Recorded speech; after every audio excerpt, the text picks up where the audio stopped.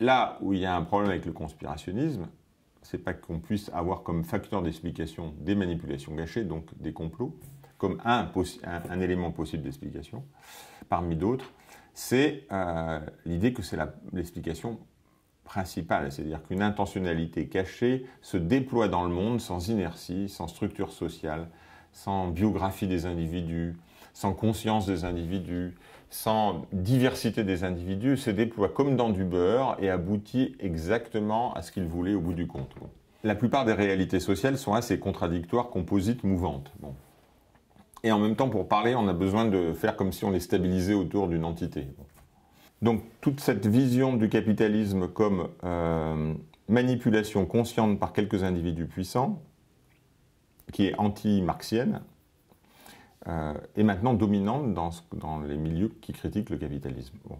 Mais ce que je remarque aujourd'hui, notamment dans ma famille politique, la gauche radicale, c'est que ça crée un milieu confusionniste, c'est-à-dire des zones où on ne sait plus où on est. Par exemple, en général, quand ils arrivent à Sciences Po Lyon, mes étudiants ne connaissent pas le nom de Miguel Abensour, qui est mort récemment, mais qui est sans doute un des grands penseurs critiques et de l'émancipation, philosophe en France. Bon. Tous connaissent le nom de Soral.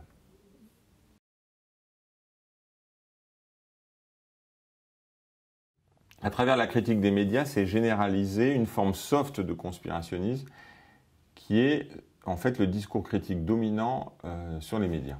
Et c'est la diffusion, cette dégradation de la critique sociale, la focalisation sur les médias. J'ai été un des premiers à faire la critique de la critique des médias dès la fin des années 90. Il y a plusieurs choses dans cette focalisation sur les médias. Il y a une chose déjà, c'est que les critiques, disons, des médias se focalisent sur la propriété. Et c'est notamment une analyse comme celle de Chomsky. Il tire de cette idée de la propriété que finalement c'est le message des intérêts des propriétaires qui passe directement dans les journaux. Donc ça, disons, passe à côté de l'autonomie relative de ce que Bourdieu appelle le champ journalistique. Bon. C'est-à-dire que le champ journalistique a une autonomie avec des règles, des contraintes, etc. Il y a aussi ce qu'un des grands critiques marxistes des médias et un des précurseurs des études de réception, Stuart Hall, appelle les codes, disons, professionnels dans les médias. C'est-à-dire que les médias sont produits par des tas de professions, hein, les caméramans, les scripts, les journalistes, et chacun ont des métiers avec des autonomies, avec des formes de compétences, avec des déontologies propres. Donc, tout ça, c'est nié par les visions conspirationnistes.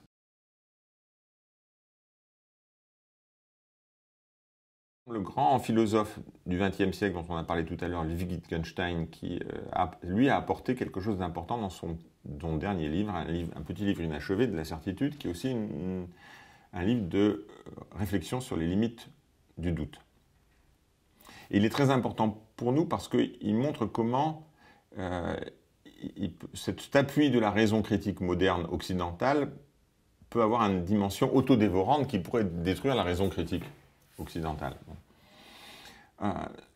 Ce que nous dit Wittgenstein, c'est que celui qui voudrait douter de tout n'irait jamais jusqu'au doute. Celui qui voudrait douter de tout devrait douter du doute, du mot doute même, et de la posture du doute. Donc il n'atteindrait jamais le doute. Donc déjà, celui qui veut douter de tout, c'est pas un doute illimité absolu, puisqu'il ne doit pas douter du doute. Mais c'est un peu plus que ça encore après Wittgenstein. C'est qu'à chaque fois que j'énonce un doute, je le fais avec des mots qui, sur le moment, je ne vais pas mettre en doute. C'est ce qu'il appelle des gonds. C'est-à-dire que pour que mon doute tourne, mes questions tournent, il faut que les gonds soient fixes comme les gonds d'une porte. C'est-à-dire qu'il y a toujours, disons, du non interrogé, du non mis en doute pour que des doutes s'énoncent. Et donc cette idée que le doute est absolu, est illimité, est fausse. Ça nous invite à aller vers un usage plus raisonné et raisonnable du doute.